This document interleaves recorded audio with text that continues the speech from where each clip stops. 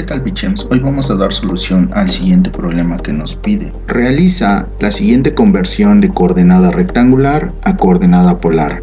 El ejercicio nos proporciona una coordenada rectangular, la cual es 4,3. Para que nosotros podamos realizar esta conversión, lo primero que tenemos que hacer es definir cuáles son los elementos de las coordenadas rectangulares y de las coordenadas polares.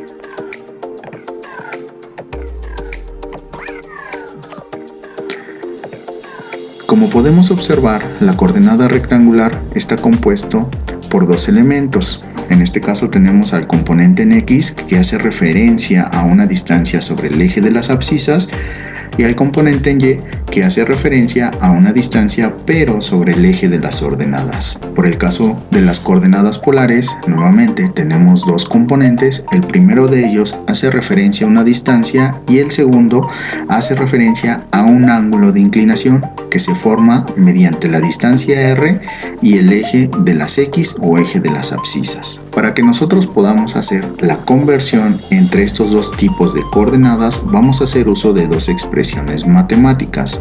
Comprendo lo difícil que esto es para ti, Vince, pero tomas una buena decisión. La primera de ellas nos permite calcular la distancia R y la segunda de ellas nos permite calcular el ángulo de inclinación que se forma mediante la distancia R y el eje de las X. Para comenzar con la conversión correspondiente, lo primero que tenemos que hacer es definir quién corresponde a la variable X y a la variable Y que están representadas en nuestras dos expresiones matemáticas. Por lo tanto, nosotros decimos que la coordenada A, que es 4,3, el 4 corresponde a la variable X y el 3 corresponde a la variable Y. Esa es más o menos la idea. Una vez definidas estas variables, procedemos a sustituir en las expresiones. La primera de ellas nos dice que R va a ser igual a la raíz cuadrada de X al cuadrado. En este caso ya no sería X al cuadrado, sería 4 al cuadrado más Y cuadrada. En este caso ya no sería Y cuadrada, sería 3, pero al cuadrado. El siguiente paso es desarrollar los cuadrados que tenemos dentro de la raíz. Por lo tanto, para el primero, que es 4 al cuadrado, ya no sería 4, sería 16, el cual se obtiene de multiplicar 4 por 4, más el cuadrado de 3, que nos daría 9, el cual se obtiene de multiplicar 3 por 3. Una vez que desarrollamos los cuadrados, realizamos la suma que nos quedó dentro de la raíz cuadrada. En este caso es 16 más 9, lo cual nos da 25. Finalmente, obtenemos la raíz de 25, lo cual sabemos que es 5. Este sería el valor para la distancia R, 5 unidades. Pasamos a obtener el valor del ángulo de inclinación. Ahora escuchen todos. Las cosas serán muy diferentes ahora que Rango está aquí. En este caso me dice que el ángulo va a ser igual al inverso de la tangente por la razón de Y sobre X. En este caso ya no sería la letra Y, sería el número 3 sobre el número 4. El siguiente paso sería desarrollar de nuestra forma fraccionaria a una forma decimal, haciendo la división de 3 entre 4, lo cual nos da 0.75. Y finalmente, para obtener el ángulo de inclinación, tenemos que sacar el inverso de la tangente de 0.75. Para ello, vamos a hacer uso de un emulador de calculadora científica. Una vez que tenemos abierto nuestro emulador de calculadora científica, lo que vamos a hacer es obtener el ángulo de inclinación del inverso de la tangente para 0.75. ¿Cómo lo vamos a hacer? Vamos a seleccionar el botón del lado izquierdo hasta la parte superior de nuestra calculadora, la cual dice Shift. Posteriormente vamos a seleccionar el botón de la función tan y vamos a colocar el 0.75 que obtuvimos de la división de 3 entre 4.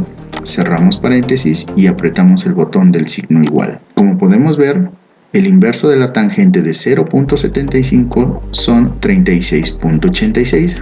Para colocar nuestro dato, vamos a agarrar 4 decimales posteriores al punto decimal. Por lo tanto, nosotros podemos decir que el ángulo de inclinación es de 36.8698 grados.